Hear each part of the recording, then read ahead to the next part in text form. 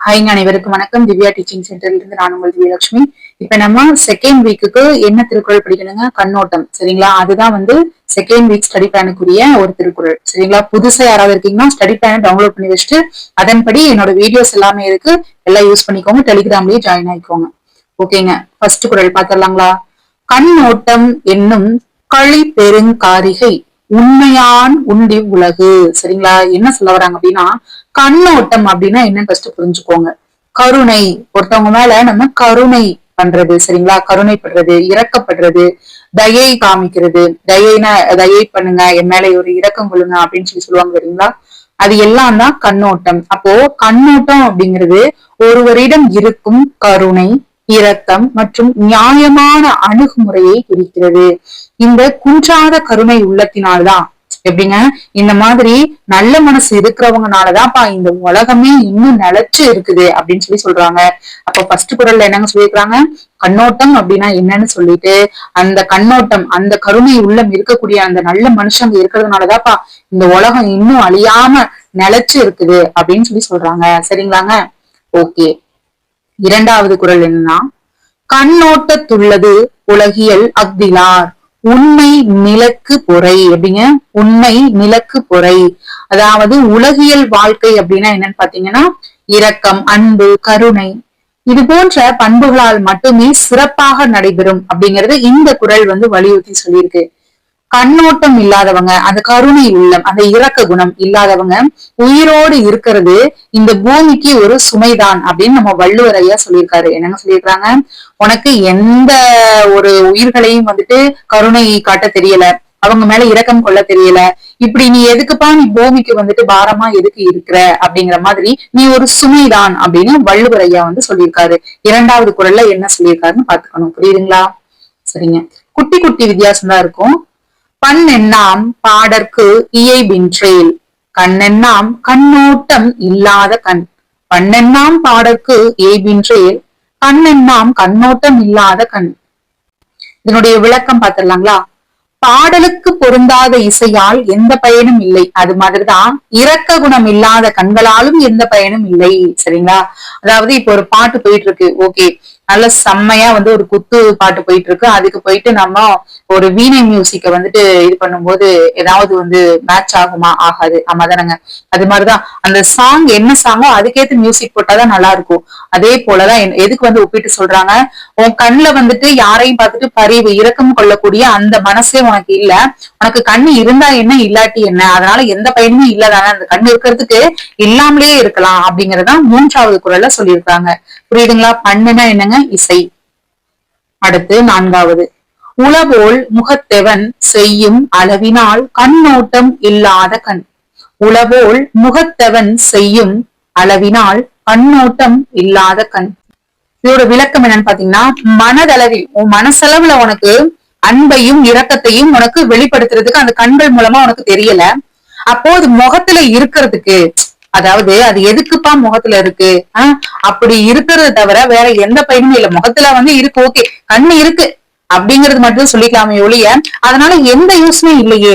ஏன்னா உனக்குதான் ஒருத்தவங்க கஷ்டப்படுறாங்க அப்படின்னா அவங்களுக்கு இரக்கம், அந்த இரக்க குணம் உன் கண்களுக்கு தெரியல, உனக்கு அன்பையும் வெளிப்படுத்தவும் தெரியல. அப்படி இருக்கக்கூடிய அந்த கண்கள் முகத்துல இருக்குது அப்படிங்கக்கூடிய அந்த பெயர் மட்டும்தான் இருக்குது ஒழிய, ஓகே ஃபேஸ்ல கண் இருக்கு, அதுக்கு மட்டும்தான் யூஸ் ஆகுது, மத்தபடி வேற எதுக்குமே லாய்க்கே இல்லாமல இருக்கு அப்படிங்கிற மாதிரிதான். புரியுதுங்களா? அதனால எந்த பயனுமே இல்லை அப்படின்னு சொல்ல வர்றாங்க. அடுத்து, கண்ணிற்கு அணிகலன் கண்ணோட்டம் அஃதென்றேல் புண்ணென்று உணரப்படும். கண்ணிற்கு அணிகலன், கண்ணுக்கு அணிகலன் என்னங்க? அணிகலன்னா என்னங்க சொல்லி கொடுத்திருக்கேன்? அது ஒரு ஜுவல்லரி மாதிரி. கண்ணோட்டம் அஃதென்றேல் புண்ணென்று உணரப்படும். இரக்க குணம் இல்லாதவர்களின் கண்கள் பார்ப்பதற்கு உறுப்புகள் போல தோன்றினாலும் அவை புண்களை போலவே பயனற்றவை என்பதை இந்த குறள் மூலமா நம்மளுக்கு சொல்ல வந்திருக்காங்க. மறுபடியும் அதேதான் வருங்க, குட்டி குட்டி வித்தியாசம் தான் இருக்கும். இரக்க குணம் இல்லாதவர்களின் கண்கள், உன் கண்ணுல மத்தவங்களை பார்த்து ஃபீல் பண்ணக்கூடிய அந்த ஒரு உணர்வே இல்ல, பாக்குறதுக்கு அதுவும் ஒரு உறுப்பு, அதுவும் ஒரு கண்ணு அப்படிங்கறதுதான் தோன்றதே ஒழிய அதை எப்படி இது பண்றாங்கன்னா பயனற்ற புண்ணுக்கு ஒப்பிட்டு சொல்றாங்க. அந்த புண் எதுக்கு இருக்கு? தேவையில்லாம அந்த புண்ணு அந்த கண்ணுக்கு பதிலா, அதாவது அந்த கண்ணை புண்ணுக்கு ஒப்பிட்டு சொல்லி இருக்கிறாங்க. அவ்வளவுதான். சரிங்களா? அடுத்து, மண்ணோடு எய்ந்த மரத்தனையர் கண்ணோடு எந்து கண் நோடாதவர். எப்படிங்க? மண்ணோடு எய்ந்த மரத்தனையர் கண்ணோடு எய்ந்து கண் நோடாதவர். கண்ணோட்டத்திற்கு உரிய கண்ணோடு பொருந்தி இருந்தும், கண்ணோட்டத்திற்கு அப்படின்னா கண்ணோட்டம்னாலே உங்களுக்கு தெரியும், இவ்வளவு குரல் நம்ம பார்த்துட்டு வந்திருக்கோம், உங்களுக்கு தெரியும் இல்லைங்களா? கண்ணோட்டம் நாங்க இரக்கம், பரிவு, அன்பு காமிக்கிறது.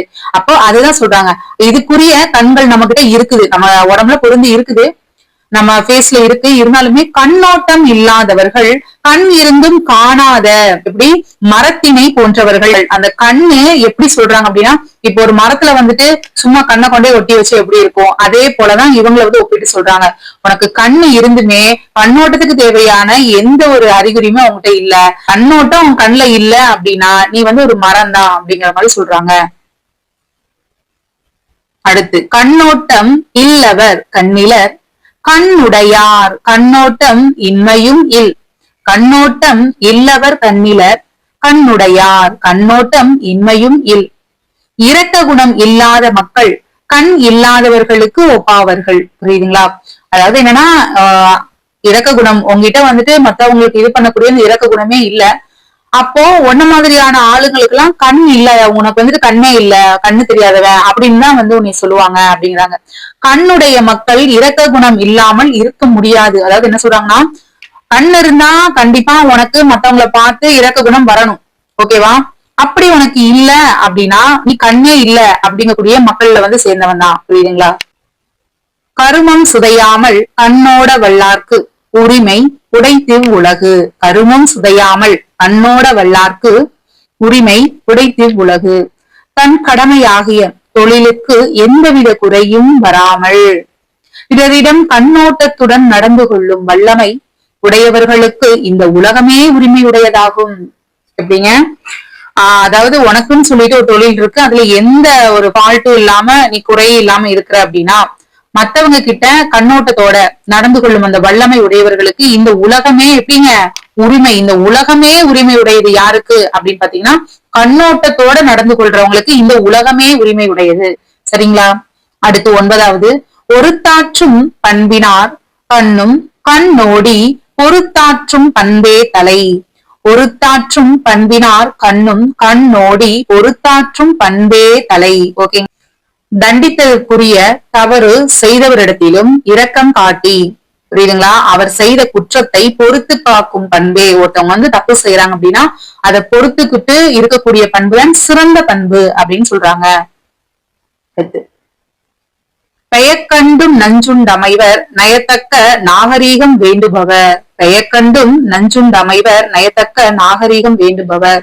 பிறரால் விரும்பத்தக்க நாகரீகமான பண்பை விரும்புபவர்கள் தமக்கு நெருக்கமானவர் தமக்கு நஞ்சை கொடுப்பதை கண்டாலும் அதை உண்டு அமைதியாக இருப்பார். அதை சாப்பிட்டுட்டு பேசாம இருந்துக்குவாங்களாமா. கண்ணோட்டம் கொண்டவர்கள் தமக்கு தீங்கு செய்பவர்களையும் பொறுத்து கொள்வார்கள். அந்த இரக்க குணம், பதிவு குணம் இருக்கிறவங்க எப்படியாமா, நம்மளுக்கு ஒருத்தவங்க விஷத்தை கலக்கி வந்து சாப்பாட்டுல கொடுக்குறாங்கன்னு தெரிஞ்சுமே அது சுனேன்னு சாப்பிட்டுட்டு இருப்பாங்களாமா, அது வந்து பொறுத்துக்குவாங்க அப்படிங்கிற மாதிரி சொல்றாங்க.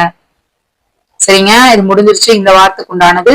அடுத்து உங்களுக்கு அடுத்த வீடியோல லைனா வரும். சரிங்களாங்க? சரிங்க, நன்றி, வணக்கம்.